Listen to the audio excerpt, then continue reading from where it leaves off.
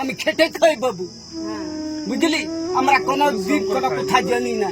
আমরা এত সব জানলে কি এত সব হইতো?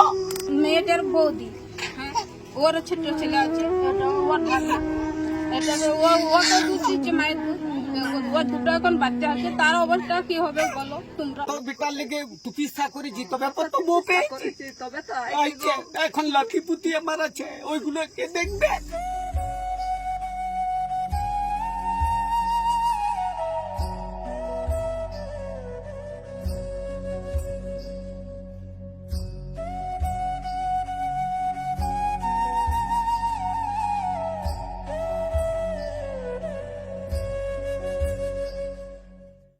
এই ব্যাগটা যাবে? বস্তা যাবে, ব্যাগ যাবে।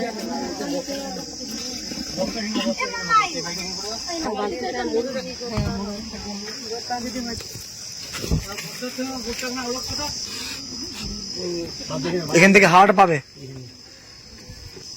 তুমি যাচ্ছ, তুমি যাচ্ছ, এদিকে আসো।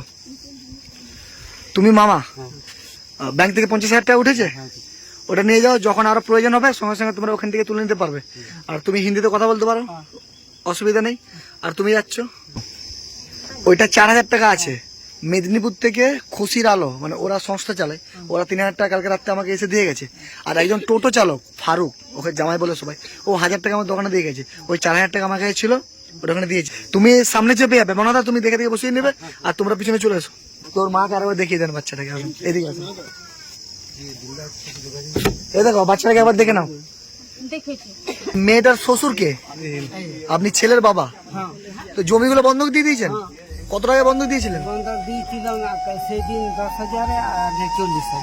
ওখান থেকে 40,000 আর এদিকে 10,000, মানে 50,000 টাকা বন্ধক দিয়েছে। আর এখানে 70,000 টাকা কার জমিগুলো বন্ধক দিয়েছিল? তুমি 70,000 টাকা বন্ধক দিয়েছিলে। এখনকার যুগে মানে শাশুড়ি এত ভালো হয় না যে বৌমার জন্য নিজের জমি বন্ধক দিয়ে দিচ্ছে। আমাদের সব শাশুড়িরা কি করে, বৌমা মরবে তো আমাদের কি?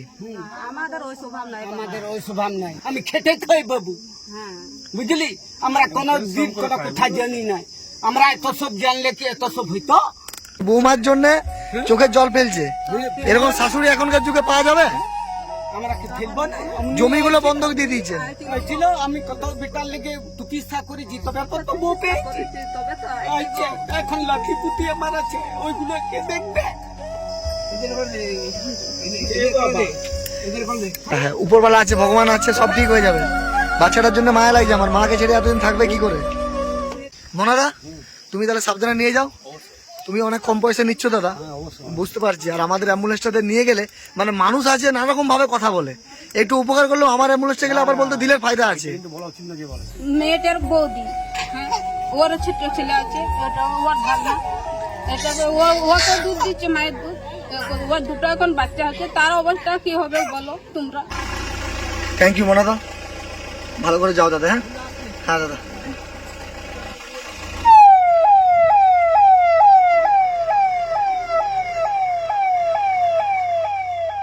পুরো গ্রামবাসী এখানে আছে। আমরা দুদিন আগে একটা ভিডিও পোস্ট করেছিলাম, সেই ভিডিও দেখে হাজার হাজার মানুষ এগিয়ে এসেছে।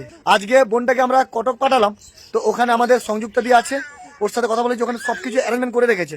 যদি আমরা একের উপকার না করি তাহলে আর বেঁচে থেকে কি লাভ আছে? আপনাদের প্রত্যেককে অসংখ্য ধন্যবাদ জানাবো, আপনারা ছিলেন বলেই বোনটাকে আমরা ভুবনেশ্বর এইমসে পাঠাতে পারলাম। আর গ্রামবাসী যারা আছে সবাই বুঝতে পারছে, মানে আমার সাথে সবাই একজোট হয়েছে যে না দিল ভাই বোনটাকে বাঁচাতে হবে।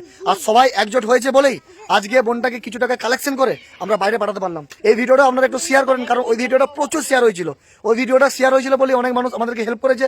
এই ভিডিওটা দেখার পরে যারা হেল্প করেছে তারা হয়তো শান্তি পাবে যে না বোনটাকে সঠিক জায়গায় পাঠানো হলো।